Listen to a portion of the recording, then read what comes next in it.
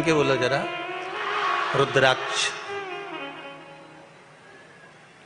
आपको पहले भी कथा में कहा, एक होता है रुद्राक्ष, दूसरा होता है भद्राक्ष। दोनों में अंतर होता है। रुद्राक्ष भारी होता है, भद्राक्ष हल्का होता है। रुद्राक्ष में छिद्र होता है, भद्राक्ष में छिद्र नहीं होता है। रुद्राक्ष गोल होता है, भद्राक्ष टेढ़ा होता है। दोनों अंतर बताएं आपको पहले की कथाओं में, सब चीजों का वर्णन है।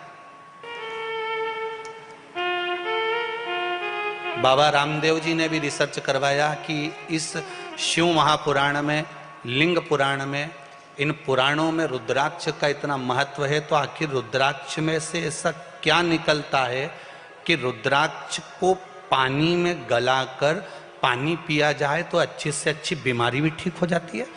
रिसर्च करा गया। केवल शिव महापुराण की कथा को श्रवण करने के बाद जब रिसर्च करा गया कि रुद्राक्ष में से ऐसा क्या निकलता है कि रुद्राक्ष का जल पीने पर या रुद्राक्ष हमारे शरीर स्पर्श होता रहे तो किस चीज की प्राप्ति होती है, तो रिसर्च करा गया। और उस रिसर्च में उन्होंने बाद में जब खुलकर आकर टीवी के माध्यम से बताया तो कहा कि इस रुद्राक्ष में से एक तेल निकलता है, एक पदार्थ निकलता है।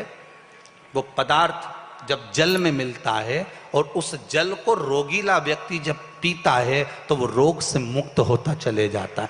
जब निकाला तब प्राप्त हुआ। शिव महापुराण में तो पहले से लिखा हुआ है कि रुद्राक्ष को धारण करो। क्यों? रुद्राक्ष की माला इस शरीर से जब तक घर्षण होती है, इस शरीर से रुद्राक्ष की माला लगती रहती है, इस शरीर से रुद्राक्ष की माला जब घर्षण होती रहती है। कई लोग कहते हैं कि उनके पास में कोई ऐसी विद्या है जिस विद्या के बल पर वो छू करते हैं और उनके कहने में लोग चलने लगते हैं। उनके पास ऐसी कोई विद्या है, उनके कहने पर दुनिया चलने लगती है। वो विद्या में कुछ भी नहीं है, केवल एक काम है। आप भी कई वर्षों तक 4 साल, 6 साल, 8 साल, 4 साल, 2 साल, 3 साल, 1 साल अपने गले में, हाथ में रुद्राक्ष की माला पहनकर देखो और उसका चमत्कार देखो कि वो कैसे सिद्ध होती है। आपका भजन, आपका स्मरण, आपका कीर्तन, आपका मंत्र जाप, आपका नाम जाप आप घट की जिह्वा से करेंगे। आप भले मुख से राम नहीं कहेंगे, शिव नहीं कहेंगे, कृष्ण नहीं कहेंगे, पर जितनी श्वास हमारी निकलती है उस श्वास में अपने आप ओम का नाद होता है।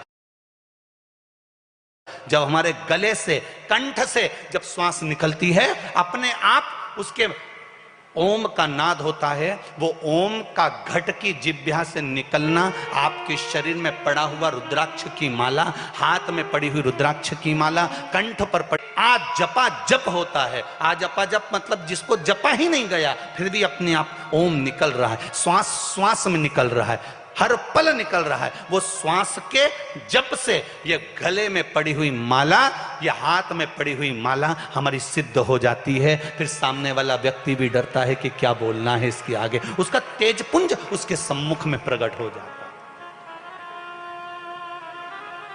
एक तेजपुंज इस रुद्राक्ष में से निकलता है जो जीवन का सुख प्रदान कर देता है। पर समझाए कौन? फिर वही वाली बात आ गई,